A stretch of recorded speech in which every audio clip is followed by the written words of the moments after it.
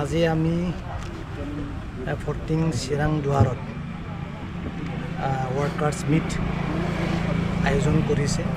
ইয়াতে আলহী হিচাপে যিহেতু মাতিছে আহি পালোঁ। পাব্লিকৰ লগত আমাৰ BPFৰ যিহেতু কৰ্মকৰ্তা তেখেতসকলৰ লগত কথা পাতিব লগা আছে আৰু বহুত কথা ক'ব লগা আছে। তাৰ কাৰণে এই যে আচাৰবাৰী এই VCDC প্ৰাইমাৰী আণ্ডাৰত আমি কথা পাতিবলৈ আমি সাজু হৈছোঁ। চিৰাং দুৱাৰ এটা BPFৰ দুৰ্গ বুলি ক'ব লাগিব। বিগত সময়ৰ পৰা যোৱা BTC নিৰ্বাচনলৈ খাম্পা বৰগোহাঞিৰ আণ্ডাৰত আছিল, কিন্তু খাম্পা বৰগোহাঞি এজন প্ৰতিষ্ঠাপক BPF কৰ্মী একেটা UPPLত যোগদান কৰিলে।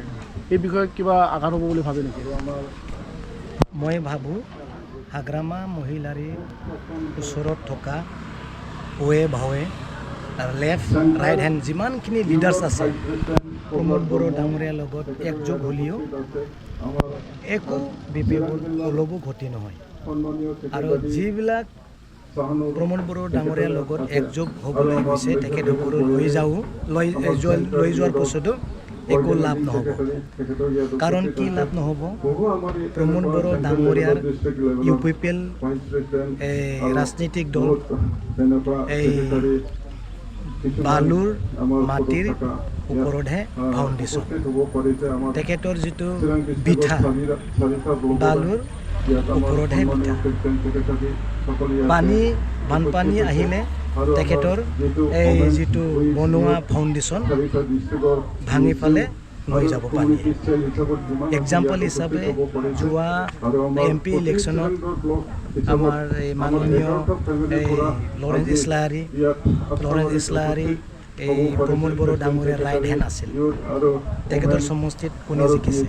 MP ইলেকশ্যনত MLA ছেগমেণ্টত হাগ্ৰামা মহিলা BPF দলে জিকিছে। জিকিছে কাৰ চৰকাৰ? UPPLৰ চৰকাৰ। BJP, UPPL, GSP ইমান মিনিষ্টাৰ MLA MP বিলাক আহি পেলাই কেম্পেইন কৰিছে। তথাপিও MLA ছেগমেণ্টত আমি লৰেন্স ডাঙৰীয়াৰ সমষ্টিত আমি জিকিবলৈ সক্ষম হৈছোঁ। লৰেন্স ডাঙৰীয়াটো বেয়া মানুহ নহয়, হয়নে নহয়? তেখেতে এই চাদা চিধা ব্যক্তি হয়, চাদা চিধা MLA হয়। তেখেতৰ সমষ্টিত আমি জিকিবলৈ সক্ষম হৈছে। কি কাৰণত? ফাউণ্ডেশ্যন ভাল নহয়।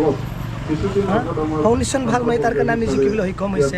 2 নম্বৰ দৃশ্য আমাৰ ওদালগুৰিত থকা প্ৰমোদ বড়ো ডাঙৰীয়াৰ left hand deputy chief BTC তেখেতৰ সমষ্টিত আমি জিকিবলৈ সক্ষম হৈছে। MLA ছেগমেণ্টত আমি জিকিছে। তেখেতৰ কোটি পইচা আছে, বহুত ষ্ট্ৰং তেখেতসকলে গভৰ্ণমেণ্ট কৰি আছে। ষ্টেটৰ পৰা চেণ্ট্ৰেলৰ পৰা CM মিনিষ্টাৰ MP MLA বিলাক লাগি আছে। তথাপিও আমি গোবিন্দ বসুমতাৰী ডাঙৰীয়াৰ সমষ্টিত MLA ছেগমেণ্টত আমি জিকিছোঁ। কি কাৰণত জিকিছে? প্ৰমোদ বড়ো ডাঙৰীয়াৰ এই ফাউণ্ডেশ্যন ভাল নহয়। বানপানী আহিলে লৈ যাওঁ, ইমান ডাঙৰ বানপানী আহিব লগা আছে BTC। এই অলপ বানপানীত যদি গুচি যায় এই সময় আহিলে কি হ'ব? তাৰ কাৰণে আমি কৈছোঁ এই BTCক বচাবৰ কাৰণে আমি লাগি আছোঁ। আমি এই টকা পইচাৰ লোভ থাকিলেহেঁতেন প্ৰমোদৰ লগত থাকি মই কাম কৰিলোঁ হয়, টকা পইচা বনাব পাৰিলোঁ হয়, হয় না নহয়? মই ঠিকাদাৰ হিচাপে কাম কৰিব পাৰিলোঁ হয়। পইচা দি পেলাই মই প্ৰমোদৰ পৰা মই এই ঠিকা কাম কিনি পেলাই কৰিব পাৰিলোঁ হয়, হয় না নহয়? কিন্তু আমাৰ লোক নাই। BTC বাচাব লাগিব, ইয়াৰ পিছত গোটেই হৈ যাব। এই মই কৈছোঁ কোনো লাভ নহ'ব।